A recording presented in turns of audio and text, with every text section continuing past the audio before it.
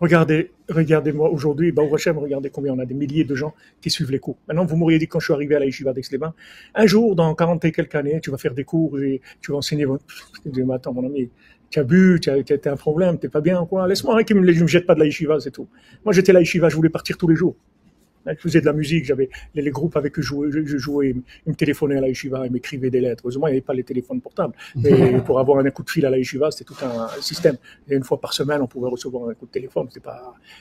Ils me disaient, mais viens, mais ça suffit. Allez, ils sont venus même chercher à la yeshiva. Ils me disaient, mais viens, on a des contrats à Los Angeles, on va partir. Qu'est-ce que tu fais là? Mais t'es en train de devenir un curé, qu'est-ce que tu fais, truc et tout. Et des fois, c'était très dur, mais j'avais envie de partir. Ça y est, demain je pars, parce que c'était dur pour moi. C'était des gens des élèves plus jeunes que moi, et je savais rien. Il fallait que je commence je savais pas rien. Bon, Rachem, mon père, Shalom, il m'a appris à lire, un peu étudier quand j'étais enfant, mais étudier la Gemara, Rachid, Tosfot, tout ça, toute la journée, tout, c'était très très dur pour moi. Il y a des jours où je disais, ça y est, je pars. Demain, je pars. Demain, je pars. Ouais.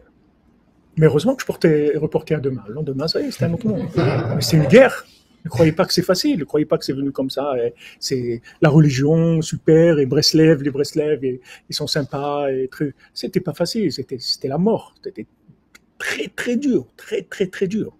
Mais bon, Hachem, Rabbeinu, il donne la force. Amen, amen. Et quand vous avez passé tout ça, après, vous allez naître. Tout ça, c'est pour que vous naissiez. Que la personne, c'est dommage qu'elle s'arrête. Parce que l'Éternel, il ne veut pas la laisser naître. Chacune d'entre vous ne veut pas vous laisser naître. Il ne veut pas laisser révéler ce que vous avez en vous. Mais ayez confiance dans le tzaddik. Parce que si le tzaddik vous a amené, moi si j'avais eu quelqu'un qui m'avait dit ça à l'époque, j'aurais pas souffert ce que j'ai souffert. Parce que même le Rav Besançon lui-même, il n'avait pas confiance en lui.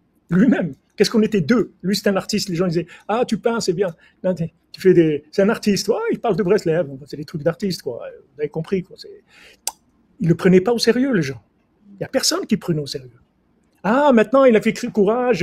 Il a des millions d'exemplaires. Il a rapproché des dizaines de milliers de gens d'Hachem et tout. Maintenant. Mais quand il était jeune, qui est-ce qu'il a crédité? Qui est-ce qui aurait misé quelque chose sur lui? C'était un artiste, c'est tout. Il peignait, vous allez le voir, il peignait. Pendant qu'il peignait, vous parlez de Rabbeinu et tout. Il peignait, les gens qui étaient dans des systèmes. Ils voient ça. Ils veulent des rabbins sérieux. Pas un peintre. Pour eux, c'était pas sérieux. Donc les gens, ils n'avaient pas confiance en nous.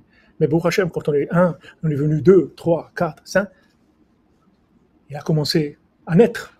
Une fois dans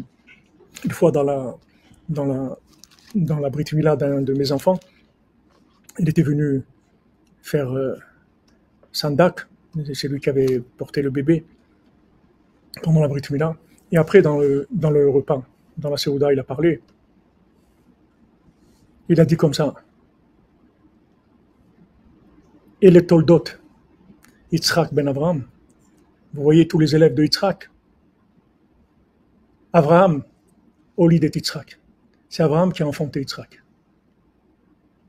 Vous voyez tous les élèves que j'ai faits, dit le Rav Besançon, c'est Avraham qui a enfanté Yitzhak. C'est parce qu'il est venu que je suis né. Quand il est venu, je suis né. C'est-à-dire les élèves qui sont venus, c'est eux qui l'ont fait naître. Mais lui-même, il ne savait pas qui il était. Il ne savait pas qu'il portait ça en lui. Il fallait que des élèves viennent. Et quand les élèves sont venus, wow, comme une maman qui donne le lait, ah, du lait qui vient, il a commencé à donner. Wow, ça. Lui-même, il découvrait un potentiel, une inspiration, une connexion extraordinaire. Mais ça, c'est les élèves qui ont fait ça. Mais lui, ça, il ignorait, il ne savait pas.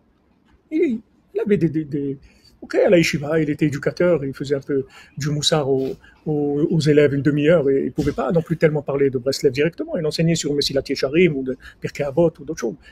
Bon, les élèves de la yeshiva, c'est des élèves qui étaient venus pour faire le bac. Ils venaient de Paris ou de là où ils venaient. Ils faisaient le bac, ils avaient dans les activités, il y avait une demi-heure de morale et de moussard avec le Rav Besançon. Il y en a qui sont restés attachés à lui tout le temps, toute leur vie, qui ont apprécié ces moments-là.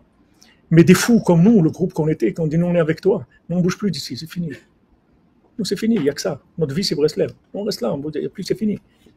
Nous on va faire quelque chose ensemble. Ça y est, on ne bouge plus. C'est ça qui l'a fait naître. Pourquoi je vous raconte ça?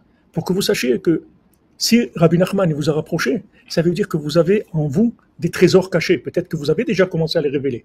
Mais il faut continuer.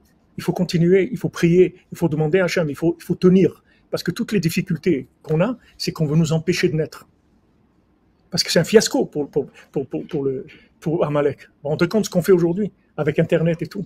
Mais c'est un fiasco pour lui, c'est une faillite. On peut parler de Rabbeinu à des milliers de gens sans se déplacer. Mais c'est quelque chose d'extraordinaire. Mais c'est sûr que quand il a vu ça, Amalek, il a dit ceux-là, je ne le laisse pas passer. Je ne le laisse pas. Je vais le casser, je ne vais pas le laisser, je ne vais pas le laisser, je vais pas le laisser. Et heureusement que Hachem il aide, que le Tzadik il aide et qu'on arrive à passer ces moments-là. Donc sachez que du moment où Rabbeinu vous a approché, toutes les difficultés que vous allez avoir, c'est uniquement pour vous empêcher de naître. Et même si vous avez commencé à naître, vous n'êtes pas né encore, vous ne connaissez pas encore toute la puissance que vous portez en vous. Une puissance qui sauve le monde. Ce que je vous dis, c'est pas de la pommade, je vous dis pas de la pommade. Je vous dis des exemples précis pour que vous compreniez comment ça fonctionne. Vous êtes attaqués, tout le monde. Les gens qui se rapprochent de Rabbeinu sont attaqués. Dans leur famille, dans leur mariage, dans le champ de bailli, dans les enfants, dans la santé, dans tout, ils sont attaqués. Là, quelqu'un il vient, ça y est, il perd son travail. Allez, il est renvoyé. Qu'est-ce qu'il a fait? Il veut faire du bien, allez, renvoyé, va-t'en. Tac, tac, attaqué. Mais sache que toutes ces attaques-là, elles sont faites uniquement pour empêcher de naître et en même temps pour permettre de naître, comme les douleurs les contractions de l'accouchement. C'est vrai que ça fait mal, ça contracte beaucoup, mais c'est ça qui va permettre au bébé de sortir.